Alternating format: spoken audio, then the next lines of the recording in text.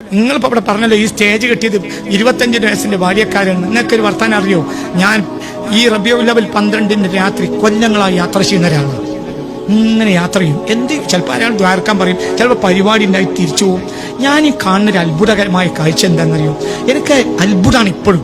അന്ന് നമ്മൾ ഈ അഞ്ചോത്ത് നിസ്കരിച്ചും ജമാഅത്തും മറ്റതും ഒക്കെ നടക്കണം, നമ്മളൊക്കെ പെരി പോയി കടന്നുറങ്ങി.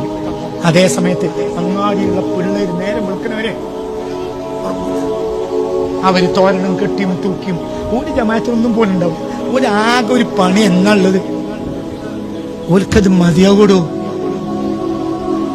ഓരെന്തിനാ അത് ചെയ്തത്? ഇബ്നു തൈമിയ്യ പോലും പറയുന്നുണ്ട്,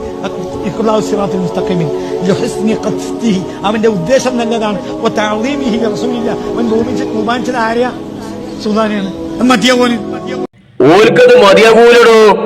ഓൽക്കത് മതിയാകുന്നുള്ള തീരുമാനിക്കല് തന്നെ. ഒരു മനുഷ്യൻ സ്വർഗത്തിൽ പ്രവേശിക്കാനും നരകത്തിൽ നിന്ന് രക്ഷപ്പെടാനും എന്തൊക്കെ കാര്യങ്ങൾ ചെയ്യണമെന്ന് അള്ളാന്റെ റസൂൽ പഠിപ്പിച്ചു തന്നിട്ടുണ്ട്. അതിൽ ഏറ്റവും പ്രധാനമാണ് കർമ്മങ്ങളിൽ നമസ്കാരം. ആ നമസ്കാരം ഇങ്ങനെ ഒഴിവാക്കിയാണ് തെണ്ടി തിരിഞ്ഞടക്കുക, നേരം പൽക്കോളം തോരണം തൂക്കി റോട്ടുമൊക്കെ ചാടി കളിച്ച എന്നിട്ട് പലപ്പോഴത്തെ ഒരുത്തം പറയാം ഓൽക്കത് മതിയാകൂടോ. എവിടുന്നൊക്കെ തീം പിടിച്ചത്? എന്റെ ഒക്കെ പിന്നിലുള്ള ഈ കൗമാണി നിരക്കുണ്ട്, എങ്ങനെ നന്നാവാനാണ്? എന്നിട്ട് മൂപ്പര് പറയാണ്, മൂപ്പർക്കുണ്ടാവുന്ന ഏറ്റവും വലിയ അത്ഭുതം. എന്താ അത്ഭുതം?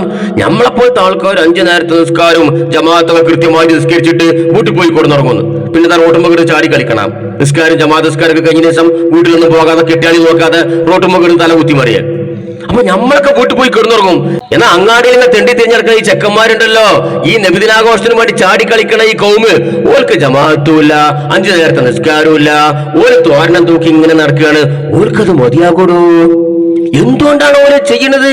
നബിയോടുള്ള സ്നേഹം, ആ ബഹുമാനത്തിന്റെ അതാണ് അതിന്റെ ഉദ്ദേശം. അപ്പൊ ഓൽക്കത് മതിയാകുന്നു തന്നെ. അങ്ങനെയാണോ കാര്യങ്ങള്? ഈ റഹ്മത്തുള്ള ഇവന്റെ ബാപ്പ പറഞ്ഞതൊന്നും കേൾക്കാതെ ഇങ്ങനെ തെണ്ടിത്തിരിഞ്ഞ് നടക്കുകയാണ്. ഒരു കാര്യം കേൾക്കാതെ തെണ്ടിത്തിരിഞ്ഞ് നടക്കുകയാണ്. ബാപ്പ അങ്ങനെ ചെയ്യണമെന്ന് പറഞ്ഞാൽ അങ്ങനെ ചെയ്യൂല, ഇങ്ങോട്ട് പോരാന്ന് പറഞ്ഞാൽ അങ്ങോട്ട് പോകും, ഇരിക്കടാന്ന് പറഞ്ഞാൽ നീച്ചിപ്പായും.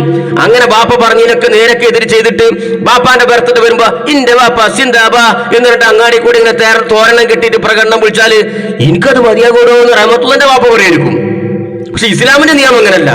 ഇസ്ലാമിലെ ആരാധനാ കർമ്മങ്ങളിൽ ഒന്നാമത്തെ കാര്യമാണ് നമസ്കാരം. അതൊന്നും നിസ്കരിക്കാതെ അതൊന്നും നടപ്പിലാക്കാതെ അങ്ങനെ തെണ്ടി തിരിഞ്ഞെടുക്കുക. എന്നിട്ട് അതിന് സപ്പോർട്ട് ചെയ്യാൻ പലപ്പോഴത്തെ ആൾക്കാരും. പരിശുദ്ധ ഇസ്ലാമിലെ ആരാധനകളിലെ ഒന്നാമതായ നമസ്കാരം ഒഴിവാക്കിയിട്ട്, ജമാഅത്ത് നമസ്കാരം ഒഴിവാക്കിയിട്ട് അതൊന്നും ചെയ്യാതെ റോട്ടുമൊക്കെ എറിഞ്ഞിട്ട് തോരണം തൂക്കലാണ് അവിടെ നബി സ്നേഹം തന്നെ. നിങ്ങൾ ചന്തിയാകാതെ മൂത്ത് പോറിട്ട് എന്താ കാര്യം? നിർബന്ധമായി ചെയ്യേണ്ട കാര്യമാണ് ചന്തിയാക്കുക എന്നുള്ളത്. മലമൂത്ര വിസർജനം ചെയ്ത് കഴിഞ്ഞാല് അതൊന്നും ചെയ്യാതെ നല്ല വൈറ്റ് ആൻഡ് വൈറ്റ് ഡ്രസ് ഇട്ട് ഇറന്നിട്ട് ഇങ്ങനെ കുട്ടിക്കൂറ പൗഡർ കക്ഷത്തിൽ കൊട്ടിയിട്ട് കാര്യമുണ്ടോ? നിർബന്ധമായി ചെയ്യേണ്ട കാര്യങ്ങൾ ചെയ്യണം. പിന്നെ മറ്റുള്ള കാര്യം സുന്നത്തോ ബിദഅത്തോ വേറെ നമുക്ക് ചർച്ച ചെയ്യാം. ഏതായാലും ഉമ്മന്റെ അഭിപ്രായം എങ്ങനെയാണ്?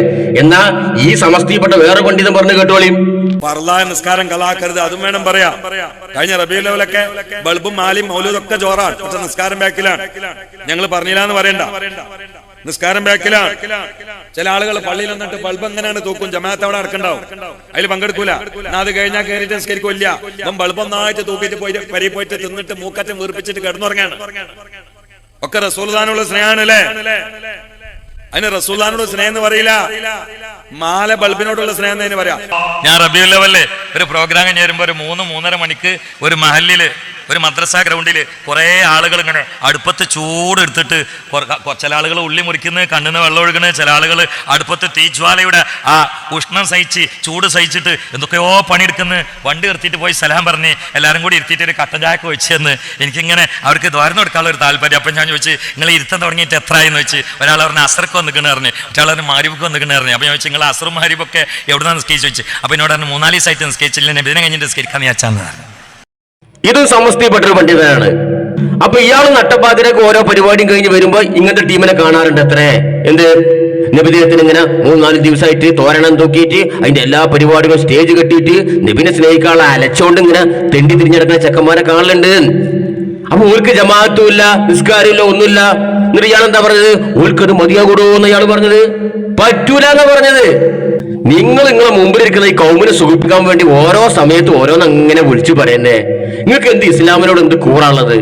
ഇങ്ങനെ കയറൂരി വിട്ടു ഈ സമുദായത്തിന്. എന്നിട്ട് പോലെ നബിസ്നേഹത്തിന്റെ പേരിൽ കാട്ടിക്കൂട്ടുന്ന തോന്നിയാസങ്ങൾ ഓരോ വർഷവും ഓരോ കോലത്തിലും ഓരോ രൂപത്തിലും ഓരോ ഭാവത്തിലുമാണ്. മനസ്സിലായോ?